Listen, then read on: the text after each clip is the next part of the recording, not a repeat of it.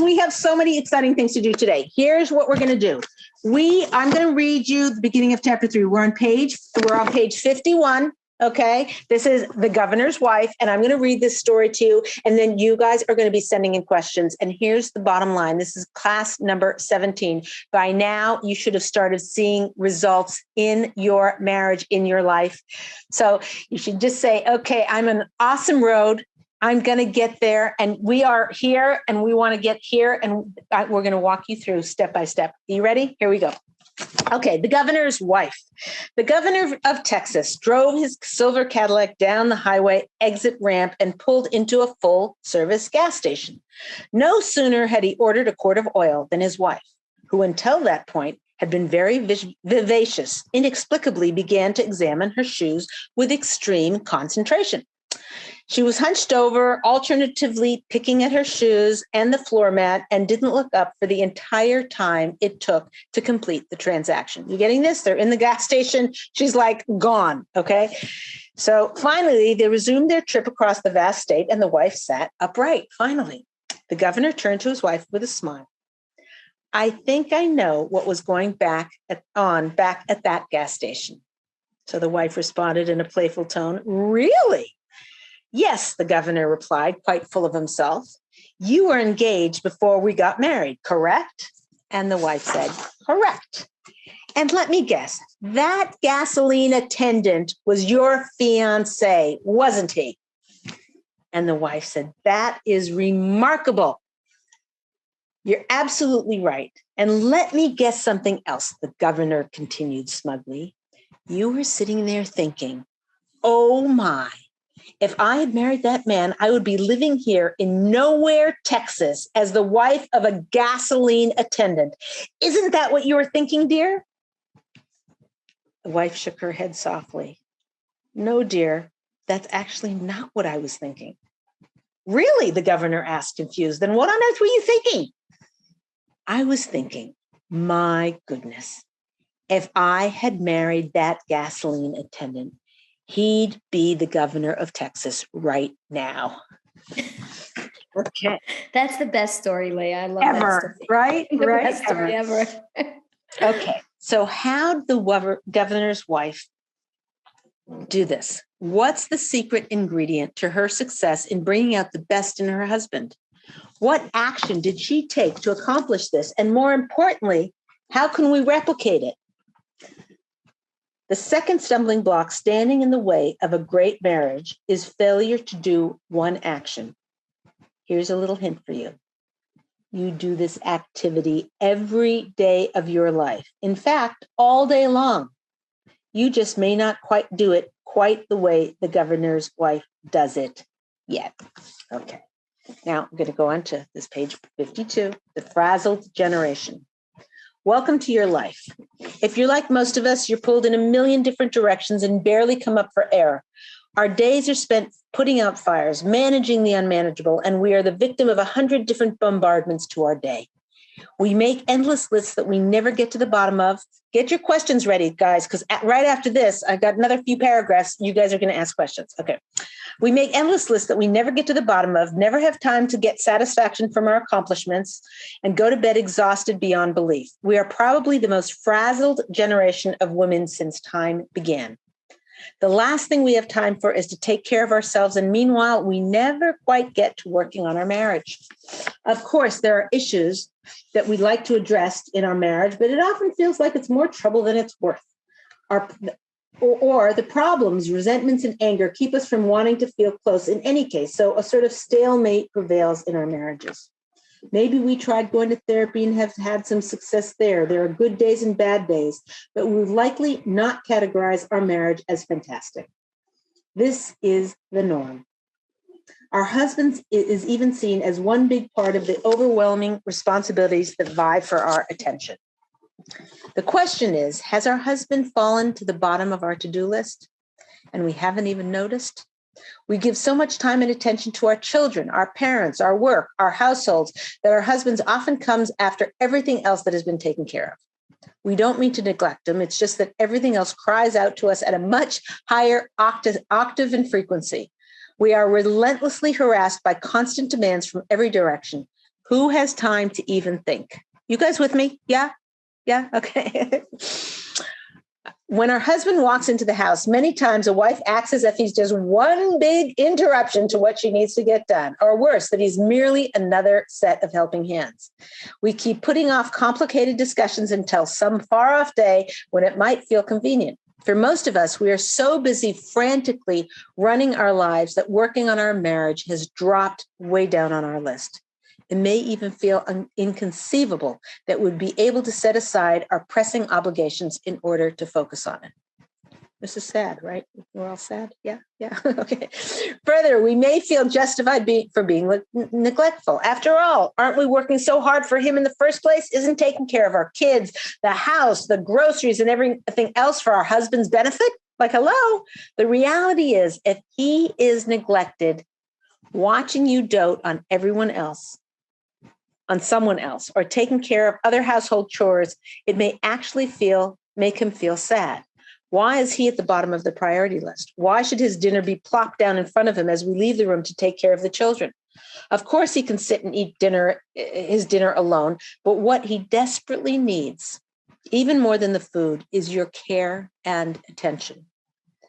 Understanding this deep need of men, which a husband will likely deny for fear of appearing less manly, is the first step toward rectifying the situation. The problem is that we live with a false belief that our husbands can manage without our full devotion.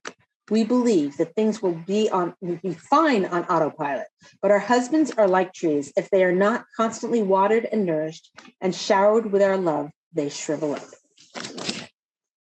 You know what? I'm going to read this next one because it's called The Center of the Universe, and that's really the crux of this show. There's only 4 paragraphs. Okay. So what is the governor? This is page 54, for those of you who are following along. So what does the governor's wife know that we don't know? What is the one action that turned her husband into a governor? It's something we do all day long. We just likely don't do it as well as she does. And the action is prioritizing. Prioritizing incorrectly is a major stumbling block in our marriage, and we may not even realize it. From morning to night, we are choosing what is in most crucial need of being taken care of. The secret to having a spectacular marriage, you guys listening, you writing this down, guys? The secret to having a spectacular marriage is putting our husband at the very top of our priority list every single time. Am I out of my mind? The kids are in the bathtub, and I'm saying you should run to fetch your husband his slippers? Never, okay? But putting your husband first would mean to holler out the door, welcome home, dear. Sorry, I can't come. The kids are in the tub. I'll be out in 10 minutes to say hi. No matter what's going on, making your husband feel like he's the most important part of your life is oxygen to a flourishing marriage. So here's how this news came to me. I was perfectly happy minding my own business when I happened to go to a shiur by Rabbi Akiva Tatz. He's the head of the Jewish Learning Exchange in London. He mentioned that a husband and wife spend eternity together in Gan Eden. That's from the Zohar. He went on to say that for some people that is very good news. And then he paused and said, but for others, that may not be such good news. Everyone was in hysterics, okay? It was quite a howl. I knew this, of course, but what struck me right between the eyes in listening to Rabbi Tatz's lecture was that there was no mention of any source for spending eternity with your children. And yet, that's where I put most of my time and energy. What was Hashem trying to tell me? At the time, I had babies and toddlers and a diaper bag perennially slung over my shoulder, even while I slept. Okay, who was thinking about eternity? And then I got thrown off a cliff. Some terribly annoying newsletter came into my inbox, which I made the mistake of reading. In there, it quoted Rav Chaim Vital. The majority of a person's eternal reward is determined by his treatment of his spouse. Now I was certain that I was doomed. When faced with a young yowling kid or a request from my husband, it never dawned on me that there was even a choice. Okay, there we go. Questions, ladies. Here we go. Whoa. Okay. I love this. This is the best chapter. I love the chapter. It really sets you on fire. Because kids versus husband is such a hard, it's such a hard topic. Okay. So Tali asks, I always feel like I say the wrong things to my husband when I try so hard to say the right thing. How can I tap into my Bina Yesira and say the right thing at the right time? Okay, it was Tali, can you ask her what kinds of things she's trying to say? Is it something, is she trying to ask him a question? Is she trying to get his advice? Is she trying to tell him she loves him? It's a little hard to answer without knowing what she's trying to communicate. Right. So I have a feeling that she's probably trying to say things like, where she's maybe in a sense being a little bit controlling. A little bit controlling. Tali, why don't you write it in while Sarika goes to the next question, and then we'll come back to I'm going to go to the next one. So, okay, so the next one is from Lisa, who says, why, this is our favorite question of all time, Leah. Okay. Why is it always up to the woman to work on the marriage? I got it. I do not know the answer to that. If you figure this out, please email me at info@ladiestalkshow.com. Okay. Now, here's the situation. I don't really know why. I will tell you one thing. It works. So meaning, if you have, like many women who I've met over the course of the last many decades, and they say they have been waiting for their husband to wake up and to start putting energy into it and be the one to apologize and whatever, good luck. Okay. It ain't going to happen. And you're just going to be waiting and frustrated and upset and annoyed. On the other hand, when the woman puts in that effort and goes the 9 yards to make it happen and to apologize or to bring him closer or to contemplate, what did I do wrong, even though he did 90% wrong and you did 10%, and you're still thinking about that 10% and trying to figure out what you can do to make things better. When a woman does this, somehow the marriage gets closer. Somehow the husband's behavior changes. Somehow the husband grows to love her more and to cherish her more. And a lot of it, look, it's very politically incorrect what I'm about to say, but I'm going to say it anyway, okay, because you need to hear it. And this is our Masora from Harsina from 3,000 years ago, which is that a woman's whole identity and her whole drive and passion in life is her relationship with her husband.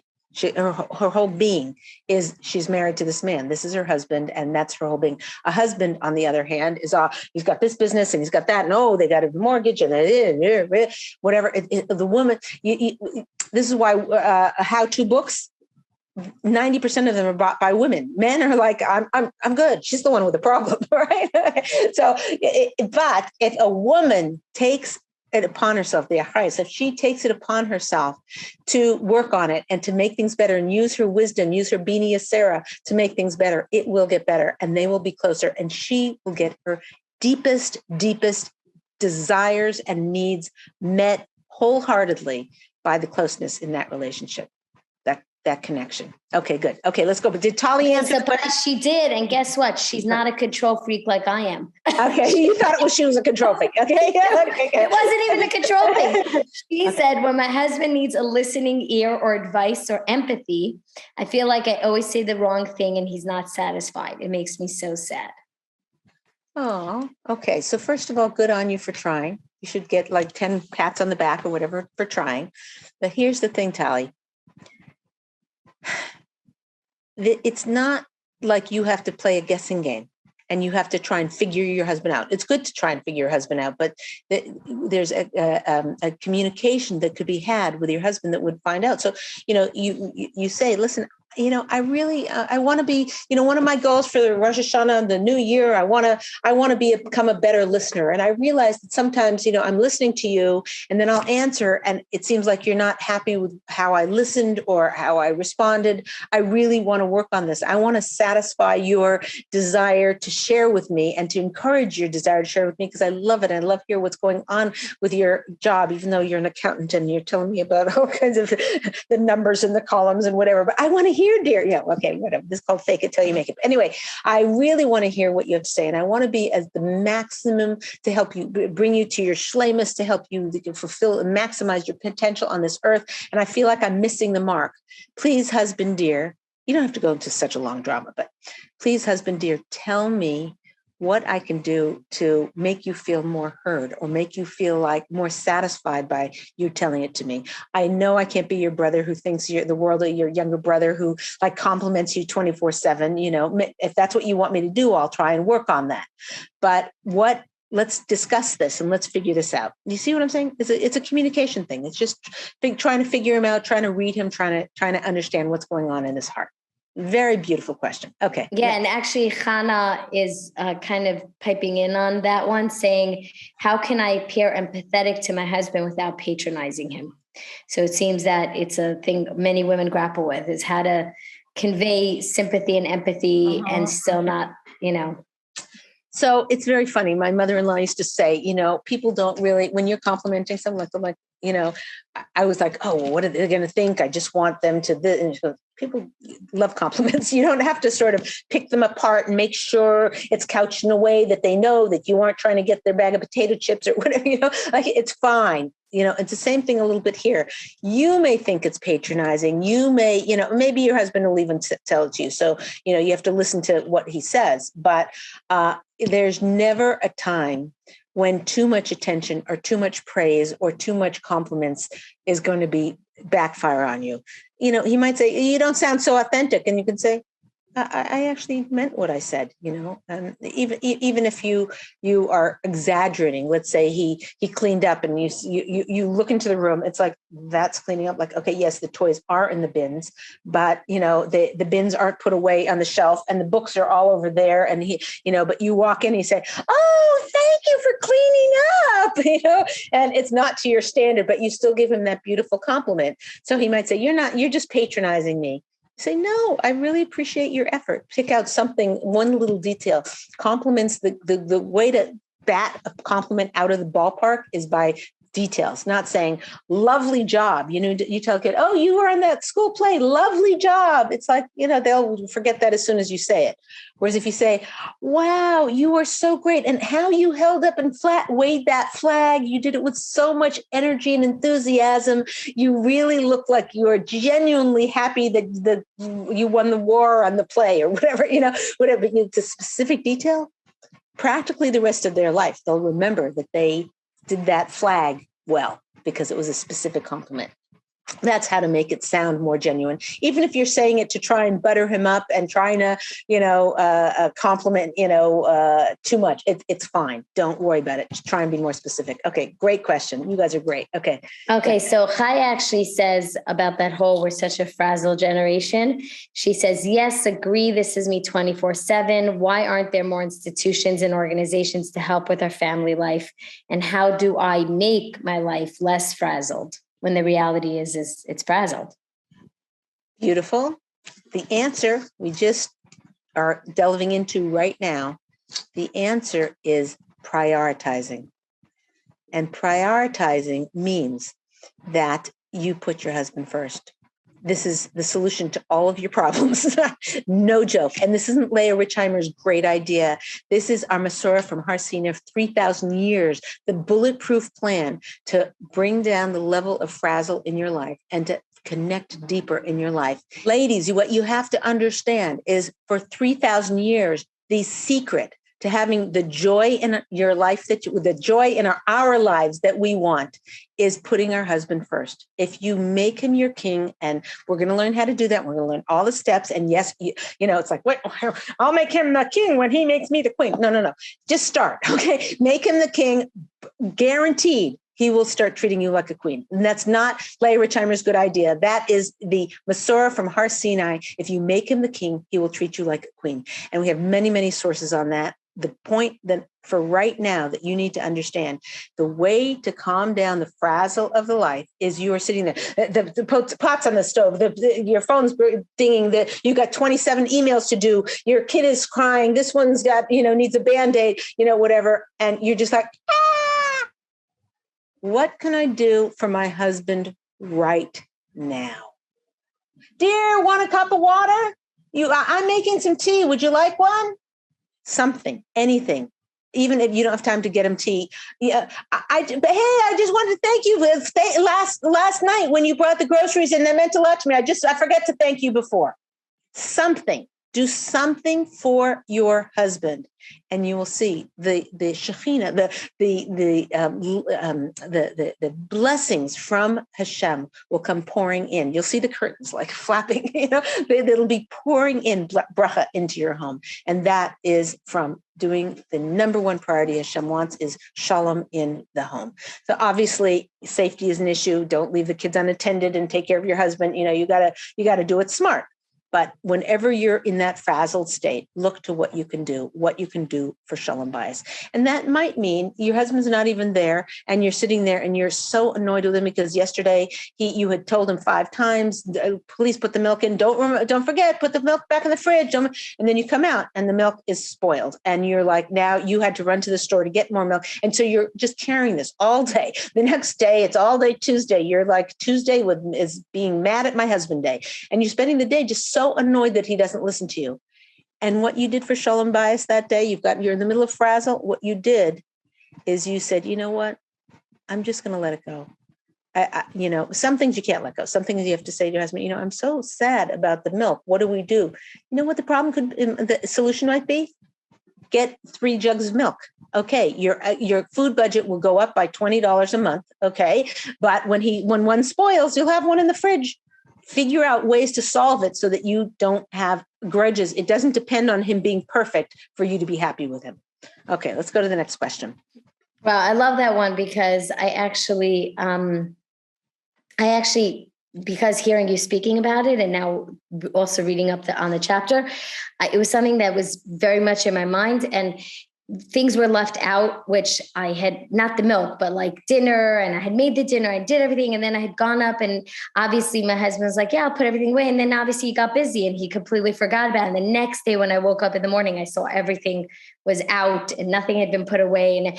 And you know how it gets, everything becomes crusty and you can't even use the leftovers after that. And I literally took pictures and I was about to just send a text through, because he was sleeping. I'm literally to send so that when first thing he wakes up in the morning, he has this beautiful text like, really? This is putting away dinner?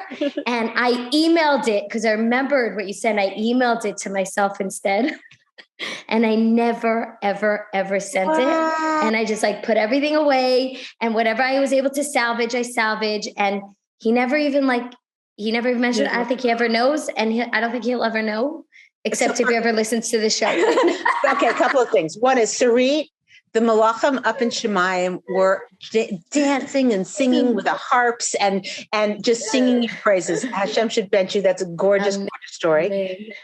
Also, people should know Sarit has reshus from big Rebbeim. We asked that she can talk about her husband. We also asked her husband. He said, yes, anything you want to say negatively about me or about our marriage or anything that can be used to help other people in their marriage, you have my reshus. And we asked many Rebbeim. So nobody else can. Okay. No one else on our show is allowed to talk negatively about their husband. And so I just had to clear that up. But I am so impressed with you, Sarit. You're like, here's where we are, here's the goal, and you're like right up there. So yeah. But I wonder, actually asking that really quickly, would a woman be able to? I feel like now that I shared it, I feel so good about myself. Like I was really good, and I really took the right step, but I didn't get that validation because always there was he's never going to know that I did that. Now that I shared it with you, kind of was like, I did do the right thing. Like you said, the Malachim are singing.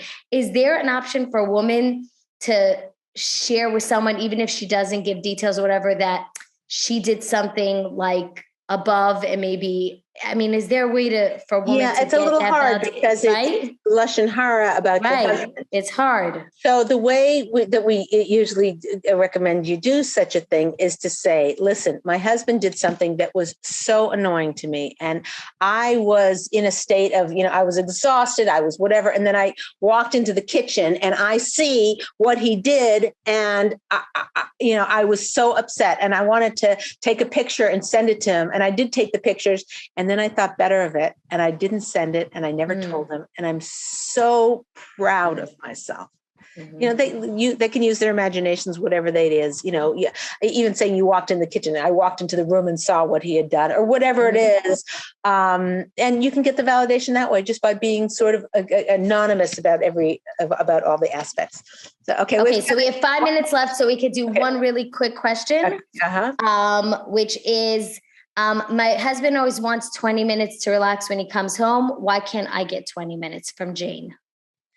Okay, Jane, quickly you need to type in, are you working full-time or is he working full-time? Are you both working full-time? It's very crucial because that depends, if he works full-time and you are a stay-at-home mom full-time, he should get the 20 minutes. If you both are full-time and he gets it and you not, then that's room for a conversation. And maybe you don't need the 20 minutes. You just want the 20 minutes because he needs the 20 minutes and you feel it should be fair. And there's no such thing as fair. In the world at large, equality is very important. We should fight for it. Men and women should be equal. Why women would want to be equal when they're really better. But anyway, okay, equality is very important. In the home, that's the wrong measure. We've gone over this before. It's the wrong measure. Shalom is the measure in a home. So the question that you need to be asking yourself is, are you wanting that 20 minutes because you really need it or because he gets it? So, but the question, I don't know, James, did she write back? Because I want to know who works. Right. So she didn't write back, but somebody was mentioning she has the same issue and she takes care of the babies all day. So to her, she also deserves quiet time, just like her husband. He works at work. She works at home. Right. Okay. But a man definitely needs or a person definitely needs transition time from when they're, in this work for, whatever. The way spiritually, how it works, when a man walks out of the front door of his house and is out in the world, everything is running away from him. His boss is running away from him, giving him a hard time. Clients are running away, future sales or everything is running away from a man. When a man walks into his door and walks into his home, everything should be coming towards him. So that's a wife's responsibility everything should come toward him in a deep spiritual sense of love should be coming toward him. Material things that he needs should be coming toward him. Space and time should be coming towards him. If he needs that 20 minutes, that time, it should be coming towards him. And it's hard work sometimes, especially when a woman is frazzled and she's got lots of little toddlers and she's been, she's exhausted from the day. But a woman it's very interesting. I've worked with a lot of women about rearranging I'm not an expert in this, so don't email me and say, can you help me? But, working on women's time, it's remarkably, it's crazy. Women know when the kids come home and the husband come, that the hours, from 3 or 4 to 7 or 8 or 9 or 10 as they get to be teenagers, that is the crazed time of the day. And that's when a woman packs in doing the lunches, calling back the principal's office, calling, whatever, everything she packs in there and leaves it. And she's miserable during that time. Her husband's miserable. The kids are miserable, whatever. And without using her bini yasira, her seichel, to reorganize her life and say, I'm doing lunches. The kids go off to school. I'm making the lunches for the next day. Okay, the jelly on the peanut butter, the jelly is going to seep into the sandwich. Okay, and it's not going to be the best peanut butter jelly sandwich ever. Okay, so maybe don't have peanut butter jelly. Make me cheese and mayonnaise or what did I really just say? That's actually one of my favorites. But whatever it is that a woman could reorganize her life in a way that takes just a little bit of that pressure off. And that's what she needs to be doing at this point to make sure if her husband needs that, work on giving him that. And she will be shocked by all the effort she puts into giving him that 20 minutes that he needs. Later on, he'll say, I'll watch the kids for a little. Why don't you run to the Target and get what you need? Or why don't you, why don't you go out? I understand it's your friend's birthday party. Just go, I need to get to learning. So maybe only go for an hour, but when she's giving to him, God willing, he'll give back. In a normal situation, there could be a lot of other factors, but I'm just saying, if you take away all the resentments and anger and whatever away, which good luck with that. No, I'm just saying, in a normal situation, if a wife is giving to her husband, he will reciprocate. Okay, that's all we have time for. Ladies, this has been fantastic. Thank you for all of your participation. Hashem should bench you. And we will see you at the next class. This is Leah Richeimer for the Ladies Talk Show. We'll see you next time.